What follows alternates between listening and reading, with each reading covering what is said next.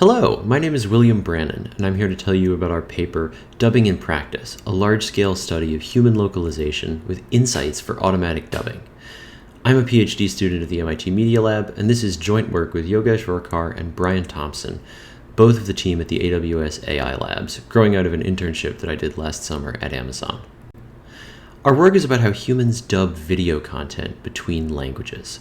Dubbing is a common practice in the entertainment industry, and it's received significant attention from both qualitative or humanistic disciplines, studying the human dubbing process, and from technical disciplines, studying how to build automatic dubbing systems. What we feel we can add to both literatures is a large-scale empirical study of how humans actually perform the dubbing task. That task is subject to many constraints, things like translation quality, timing constraints, the naturalness of speech, and others, and dubbers can't always satisfy all of them at once. So we're interested in how dubbers trade them off against each other, which are more important and which are less so. Knowing the answers to questions like these can help us build better automatic dubbing systems and can inform the scientific study of human dubbing. We address this question with a novel and very large dataset, consisting of every Amazon Studios produced show with dubbed audio and available scripts on Prime Video at the end of 2021. The dataset covers diverse genres, and it's by far the largest dataset ever used in an empirical study of dubbing. After some quality filtering and pre-processing, we arrived at a set of aligned source-dub dialogue line pairs, the same content spoken first in English and then again in another language in dub. We also took advantage of on-screen, off-screen annotations in the scripts, which tell us when the actors' mouths are and aren't visible in the video. Now, let's turn to a quick overview of some of our specific research questions about the constraints dubbers face. More information in the paper, so check it out. First, translation quality.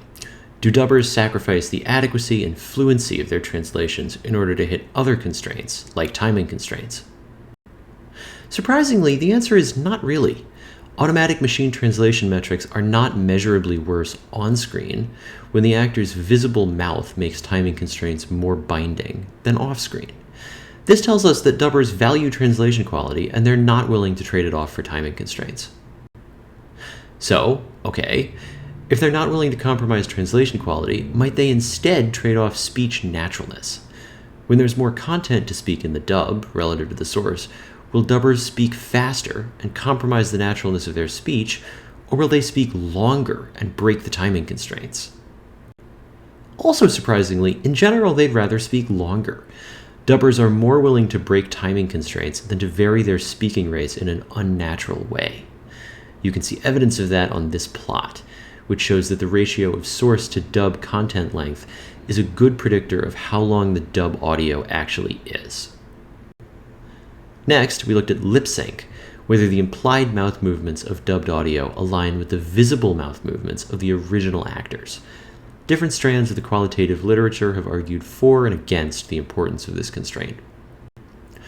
We find first that dubbers do adhere somewhat to lip sync constraints. There's a statistically significant increase in the amount of alignment between implied mouth movements in source and dub when the actor's mouth is visible. But it's not a very strong relationship, as you can see in this plot of the co-occurrence of different classes of mouth movements on the source and dub sides. If it were, we'd expect to see a pronounced diagonal, and we don't. We also looked at the timing constraints themselves. Do dubbers ensure alignment in actual wall clock time between corresponding speech in source and dub? And do they do this more when visible mouth movements should make the timing constraints more binding? Here the results are mixed. In general, there's a high level of adherence to timing constraints, as you can see by how most of the mass on this plot is over to the right. But there's a pretty small amount of increase from off-screen to on-screen, less than we'd expected. Overall, this tells us that dubbers care about isochronic or timing constraints, and in particular that they're followed surprisingly closely even when off-screen, possibly because of the interleaving of off-screen and on-screen content. We also looked at isometry, the constraint that source and dub content should be about the same length in characters, as assumed in some prior automatic dubbing work. Here the results are clear. Dubbers don't follow isometric constraints, and most human dubs are not isometric at thresholds from prior work. Finally, we looked at whether there's significant nonverbal influence from source to dub through channels other than the words of the translation. And, in fact, there is. Source audio properties are highly predictive of dub audio properties at the dialogue line level, even after controlling for speaker identity. This tells us that dubbers are imitating the source audio properties in a pretty granular way in their own speech, and points to the need for end-to-end and multimodal automatic dubbing systems. So what have we learned here? First, that translation quality and speech naturalness are very important. Dubbers value these and are unwilling to trade them off for isochrony and lip sync, which, while also important, can be sacrificed if necessary.